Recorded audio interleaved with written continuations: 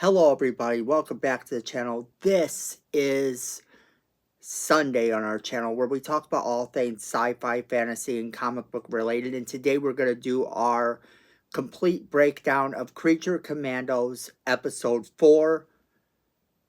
So let's jump into it. Alright, so we have to talk about Creature Commandos episode 4 because a lot of people are saying that this is the best episode ever, but I thought last episode was pretty good, and topping that was going to be a little bit difficult, and this one does that. Now, in order to go forward, we're going to have to remind you that this is going to be a spoiler review. We're going to completely break down what happened in the episode and then give you my thoughts on where the series is going from here. So, if you haven't seen the episode yet, you might want to stop the video, go check it out, and then come back. Go ahead, we will be right here waiting for you. Alright, so if you're still here or don't care about spoilers, then let's continue on. So the episode this time talks about Weasel. And the episode is called Chasing Squirrels. In flashbacks, we get Weasel befriending some friends, little school children, and this old man attempts to kill him, thinking that this is some sort of werewolf or something, and he calls the police. The police, of course, aren't really going to come, but they end up coming anyway. Meanwhile, the man gets a gun and he goes and tries to take care of Weasel.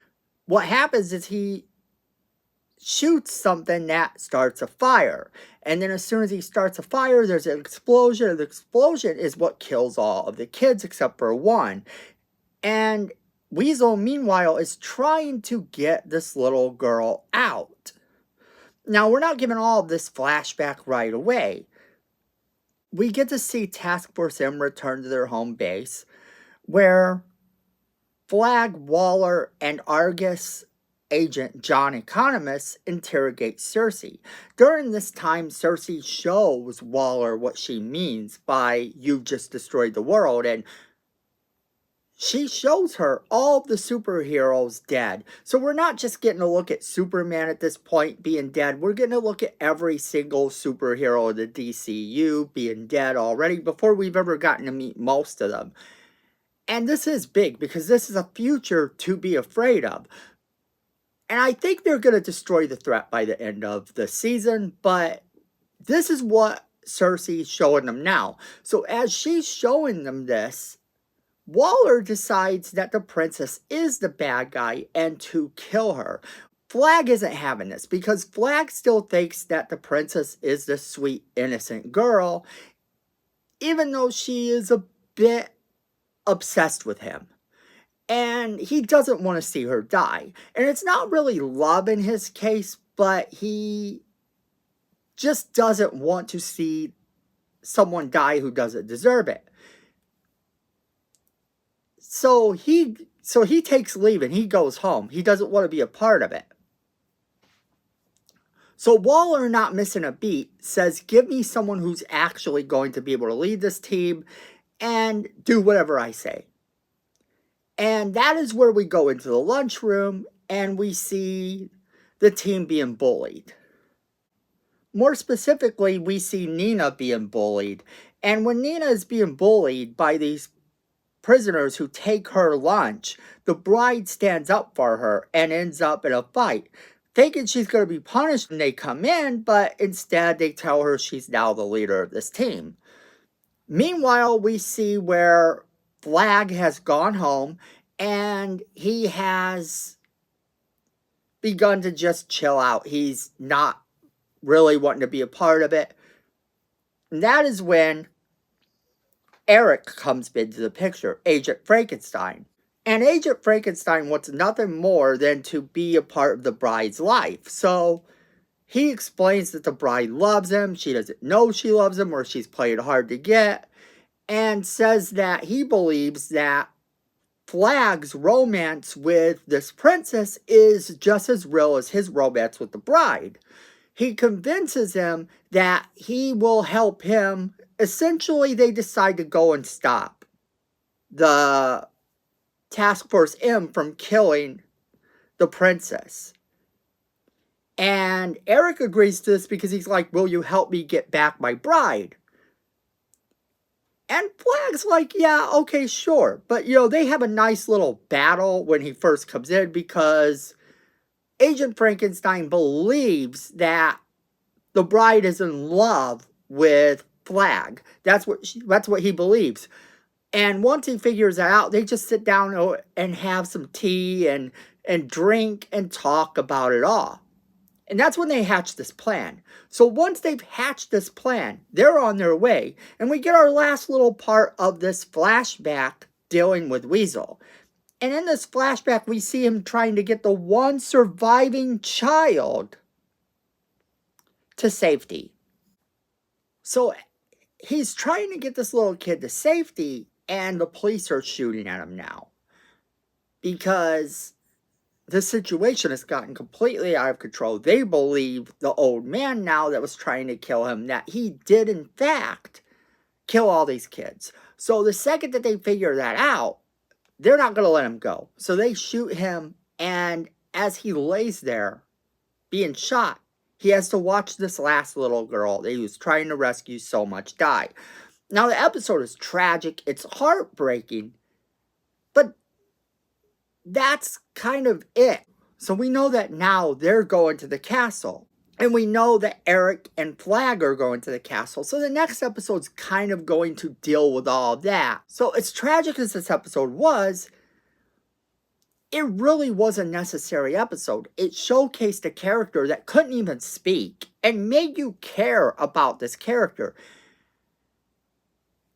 And that's really good because he can't even speak, and I cared more about this character than I have in any other episode about any of the characters thus far. And that's not an easy task to do, to have people actually care about these characters like that is something that is hard to do, especially when you have a character that can't speak. And James Gunn pulled this off with the writing, and the director and animators pulled this off with everything they did in this episode, making it the best episode so far. So if you haven't begun watching this series, what are you waiting for? This episode was great. And I'm excited to see where it goes from here, definitely. And I have a few ideas as to what I think is going to happen. Now, a lot of people have begun to speculate who the main big bad is of the season, and a lot of people believe it to be Clayface, because there was some information that came out that said that Clayface was in one of the episodes. Now, I don't believe anything until I see it. This could be a completely different character. This could be an original character. And Clayface could be part of someone's flashback. And that would be awesome too. Having Clayface be part of someone's flashback shows a history of events. Now, I'm not saying that that's definitely the case. Sure, Clayface could be the main bad guy. But if he's the main bad guy, then he's got to be working for someone. And then that's kind of gross. But hey, it's kind of gross in a good way because Clayface has taken on the form of girls before. So, yes, he could be the princess all along, and there would be jokes done there. Jokes that you probably couldn't tell in the live-action movies or in a PG-13 setting. But yeah, there probably will be some adult humor there that's kind of questionable about that situation if it happens. But this show isn't for children, and it's not meant to be for children. It's kind of just this rough take on these characters, and it does try to stay true to the comics, even though the comics aren't really adult-oriented like this. It still kind of lends itself to the characters themselves, with Agent Frankenstein and the Bride fighting and battling each other over years and years. Now, what I think is going to happen by the end of this season is I think the Bride's going to leave Task Force M. I think she's going to leave, and Eric, aka Agent Frankenstein, is going to join them. So I think that's what's going to happen by the end of the season. They're kind of setting up how he becomes a member of Task Force M, and sometimes even the leader of this faction of super misfits.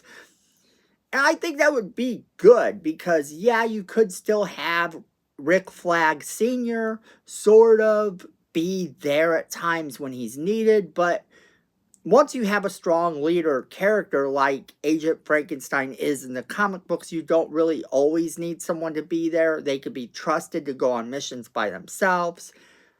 And they become more of the heroes that we get to see in the comic books by the end of this. That's what I think is going to happen.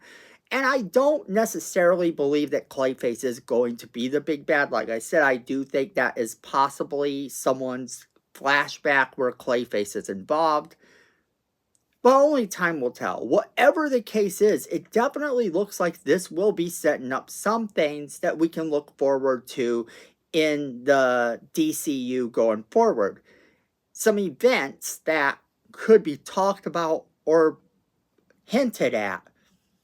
Possibly even something that we could see used to bring back Task Force M into live action, which would be great. Or this series could, in fact, be the gateway to a live action version of the Creature Commandos, which would also be a wonderful thing, and I would love to see that happen. For me, Task Force M, aka the Creature Commandos, is one of those teams that I absolutely love. And I think seeing them in live action is going to be a lot of fun. So the setup here is important, bringing them into that narrative. And I think so far this has done a good job. It's making us care about these characters that normally we wouldn't have had an introduction to. Because think of it this way, if you introduced them in a movie or you introduced them in their own movie, you would have to take a lot of time to do these origin stories. And this way, by doing this series, even though you can make it sort of more comical and make it more adult oriented, you are in fact allowing for them to have their own origin stories and for us to see each one of their origins as it unfolds.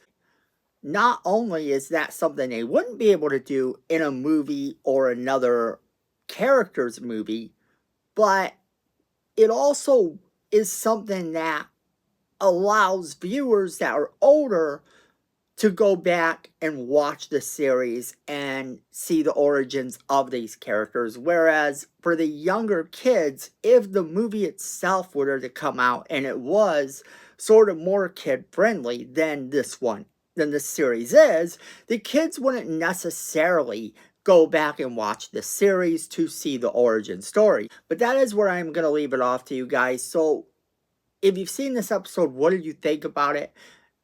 Did it help you to feel something for a character that actually couldn't even speak? What do you think is going to happen next? And how do you think this impacts the rest of the DCU? Also, I'm curious who you think is the main enemy. Do you believe that Clayface is going to turn out to be the big bad the way a lot of people are speculating? Or do you think he's going to be part of a flashback and or a henchman of the real villain of the series? Whoever that turns out to be. And do you think that this is going to lead into a nice setup? Would you rather see it as a standalone movie that expands on the Creature Commandos? Or would you rather see them split up every now and then into other characters' movies? As always, we want to hear what you guys think, so don't forget to leave us a comment in the comment box below. Don't forget to share this video with all of your friends. They're going to want to be a part of this crazy conversation. Then, make sure you're hitting that like button. It's free, it helps the channel, and we really do appreciate it. Then Miko says we need more subscribers, and look at this face. You don't want to disappoint Miko. So go ahead and hit that subscribe button, hit that notification bell while you're down there, so you don't miss a single video we do. And then, friends, at the end of the day, I know it, you know it, and Miko knows it. Fandom is family.